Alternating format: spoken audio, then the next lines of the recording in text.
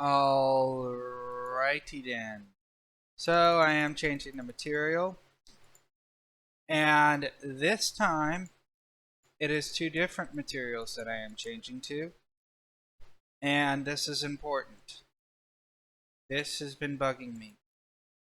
It has bugged me so much, I have decided to make a tutorial about it. Changing mats. Go ahead, create that folder. Keep that folder for your whole life. I'm just kidding. Alright, so make a 3D scene.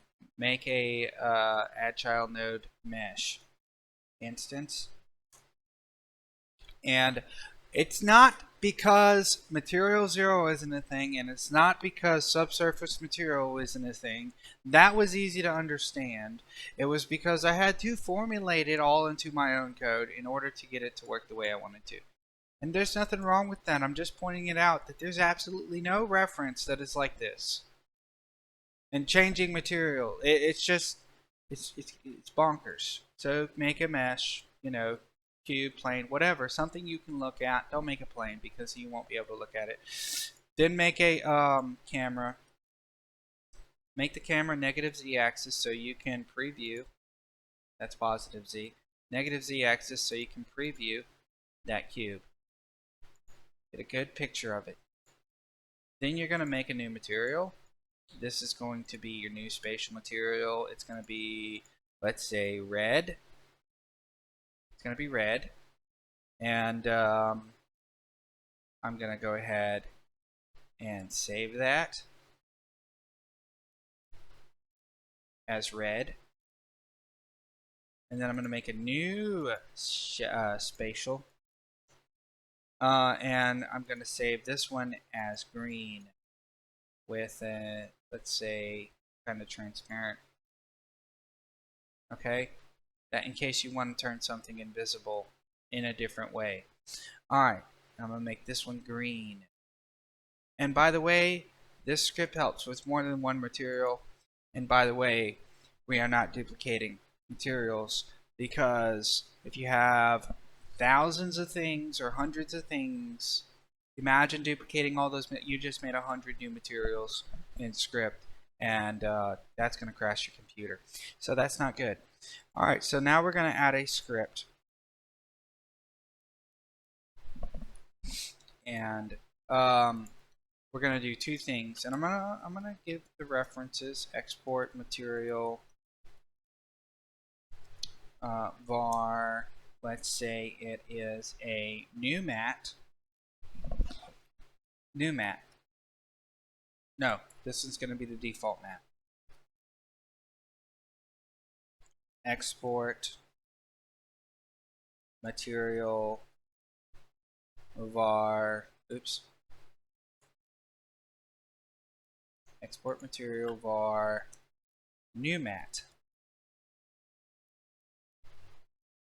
Of course, what that means, what's going to happen now is that you have these two mats to choose from. Set your default mat to the color you want it to be default, or otherwise the color that you would press play on, which right now it's green, and then set your new mat to red. Okay, and then I'm going to go ahead and save this scene as a spatial scene. You don't have to be. You can save it as a color scene. You could be doing this in a different screen. I don't know. So project settings, input. We're going to do mouse underscore left. Okay, and that is going to be mouse left button add. Input map, action, mouse left button. Okay, now we're going to do a function process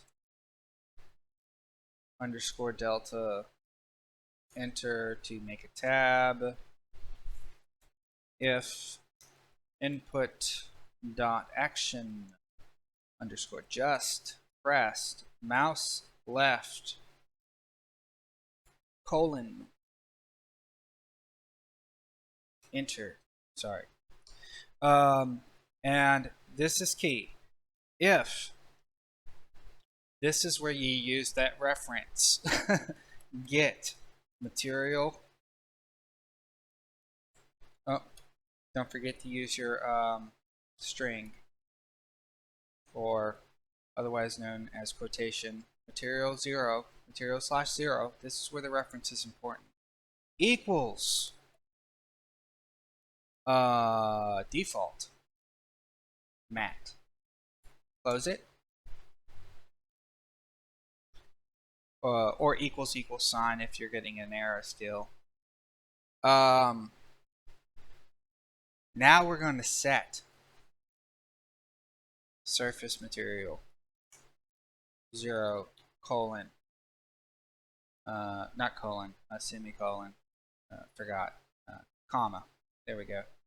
To new mat. Let's set 0 to new mat. Alright, and then you can use those numbers to set different other mats. Then you can do the elif statement, get material 0 equals new mat. Okay, if it equals the new mat, we're obviously going to set it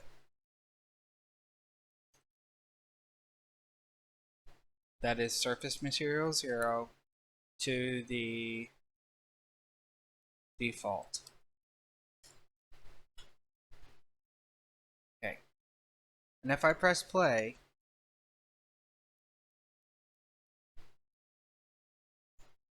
I can change the color now by clicking the left mouse key. Not, and this is my issues. I didn't have, this is my problem. The person that would set something up like this would say, get a reference out of your folder to set it. And the person who would tell you to change the material on a function ready or just one time would say, set the surface material. But that person wouldn't tell you that the reference was parentheses material slash 0, or the first material in the list, and you can set several of them if you have more material slots. And that doesn't give you an elif statement, or that doesn't give you an else statement, that doesn't give you a true false statement, that doesn't give you a whole bunch of bulls that you can play with. And I thought that was kind of important and imperative. So I'm going to give the references of the two people that I had to watch to piece this together. So the first is, this guy uses the parentheses, quotations, material slash 0 reference, which is important because you can check if it equals a material.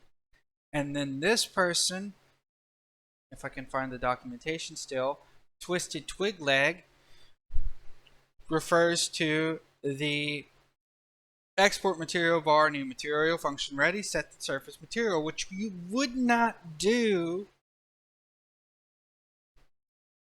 if you wanted an elif statement, because now you can't set it back without looking for the reference. And important to know, I've looked through all the godot information, and that material reference, material slash 0, is miles away from set surface material. And every time you search materials, it always brings up this script for materials, which I have no problem with, other than the fact that GDSCRIPT material is different than that, of course. And that is why I had to make this tutorial. So, recap, the script is export material default mat, export material new mat, function ready, don't need it, function process slash underscore delta if input action is pressed, just pressed, mouse left, colon, get material 0 if equals 2, set material, else if, set the new material. Very, very simple. I'm going to have this in Pastebin for you guys as well.